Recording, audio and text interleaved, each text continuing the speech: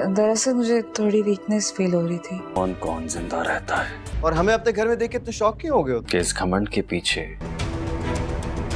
मैं गलत कर रहा हूँ? पैसे वाला दामाद मिलते ही आपने गिरगिट की तरह रंग बदल लिया और मैंने तुझे इससे दूर रहने की कीमत दी थी ना। मैं खुद को आपका बेटा समझता रहा। मैं ये कतई बर्दाश्त नहीं करूंगा।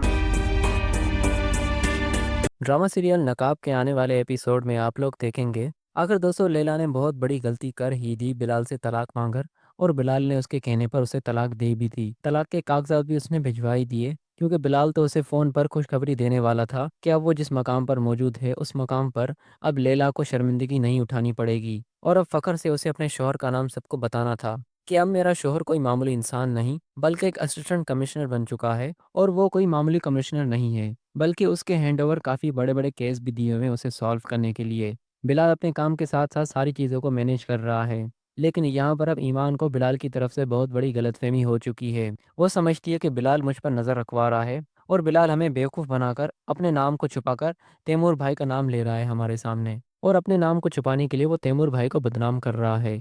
लेकिन ईमान ये नहीं जानती कि बिलाल उसकी हिफाजत के लिए ये सब कुछ कर रहा है। बिलाल का दोस्त जो कि बिलाल के साथ रूम में उसके साथ था, बिलाल उससे फ़ोन पर बात कर रहा होगा, लेकिन उससे छोटी सी गलती हो जाएगी। बिलाल ने उससे कहा था कि तुम ईमान का ख्याल रखो और ईमान की हिफाजत करो, लेकिन उसके मुंह से गलती से बिलाल का नाम निकल जाता है, और ईमान को शक होने लगता है। ईमान उसका पीछा करते हुए वो बिलाल का दोस्त एक कंपनी का स्ट्रक्चर वहाँ पर जाकर बिलाल से बात करता है, और ईमान भी उसके पीछे पीछे पहुँच जाती है और उसके हाथ से फ़ोन छीनकर खुद बिलाल से बात करने लग जाती है। और ईमान फ़ोन पर बिलाल की आवाज़ सुनकर उसे इस बात का यकीन हो जाता है कि सिर्फ तैमूर ही नहीं बल्कि बिलाल भी मेरे पीछे पड़ा हुआ है।